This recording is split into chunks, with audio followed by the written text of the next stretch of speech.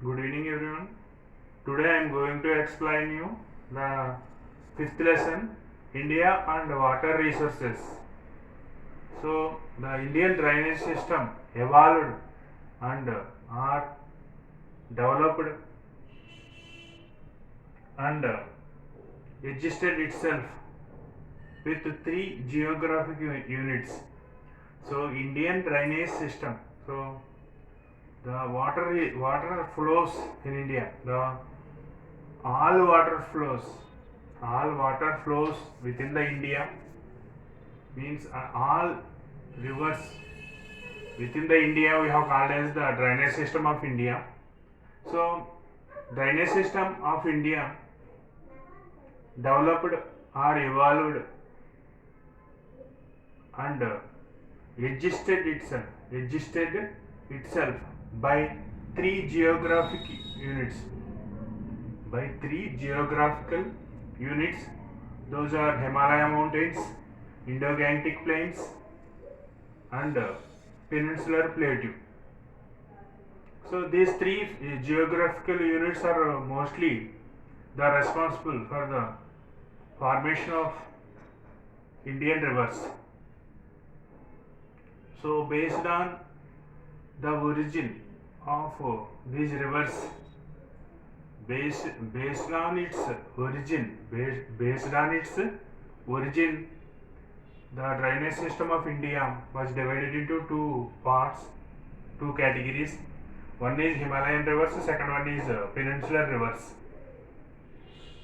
So based on its origin of these rivers, we have divided into two categories. One is Himalayan rivers and peninsular rivers. So three important rivers come under the Himalayan rivers. Three principal river systems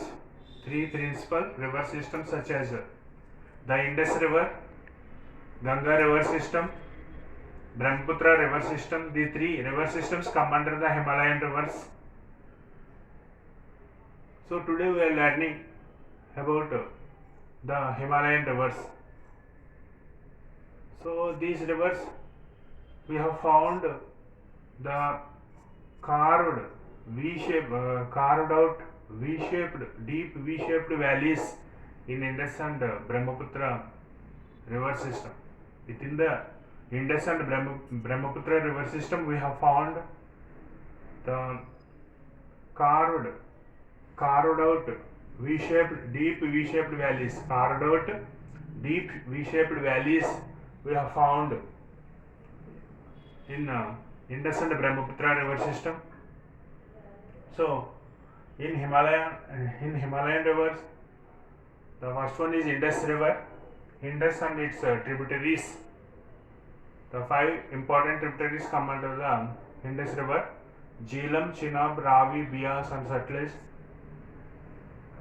So Indus River total length is 2800 kilometers. Indus River total flow 2800 kilometers. Within India it is flows 709 kilometers. In India it is flows 709 kilometers.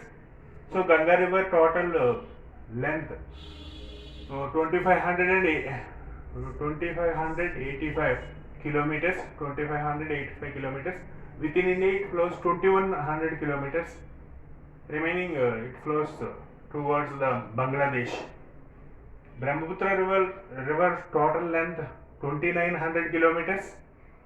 So within India it flows 890 kilometers. Through the map we can now identify how the river system is there in India. So once look at the map. So Indus River, the origin of the Indus, these are the northern slopes of Kailasagiri hills near Manasa Sarovar, Tibet region. So this is the Indus main stream. The Indus River flows towards Tibet, then enter into the Jammu and Kashmir, and then it is entered into Pakistan. Most of the part goes to Pakistan, then it joined with Arabian Sea. Arabian Sea. So this is the Indus mainstream. So Indus birthplace is the northern slopes of Kailasagiri, Tibet, in near the Manas Sarovar. This is the Manas Sarovar lake, is the birthplace for three rivers. This is the perennial river. Okay, in India, the length in India, it flows 709 kilometers. 709 kilometers flows in India. The total length of this river is 2800 kilometers. 2800 kilometers total length of the Indus River. The important tributaries. This is the Jhelum. This is the Jhelum. Jhelum.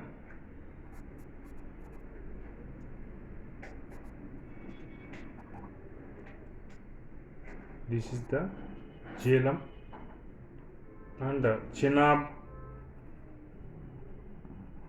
This tributary is the Chenab, Ravi, Beas, Sutlej and Beas.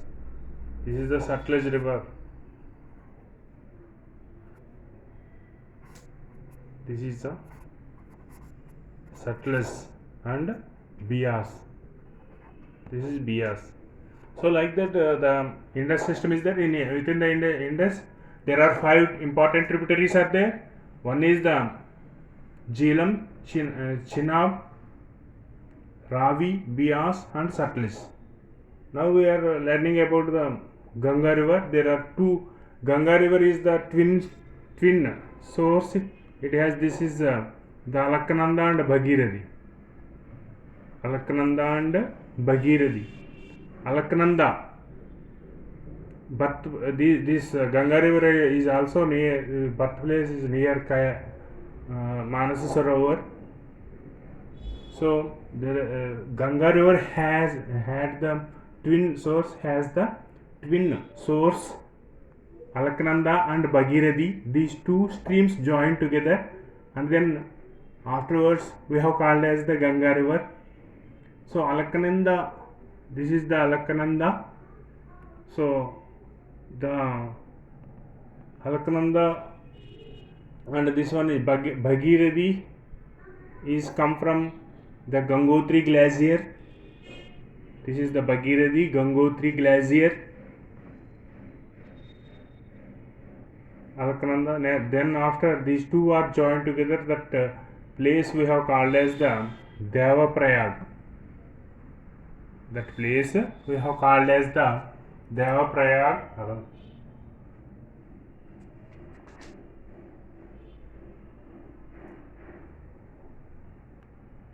So Satopant glacier. This is the Alaknanda, one of the tributary. Alaknanda birthplace is the Satopant glacier. Satopant glacier. So this is the Alaknanda and Bhagirathi. These 2 are joining place we have called as the Devaprayag, and then after it moves towards the south and it is emerged at the hills. Then it entered into the Indo-Gangetic plains and moves towards north. And within India, Ganga river flows 2100 kilometers. Within India, Ganga river flows 2100 kilometers. The total length of the Ganga river is 2585 kilometers. 2585 kilometers. Within India, it flows 2100 kilometers, and it flows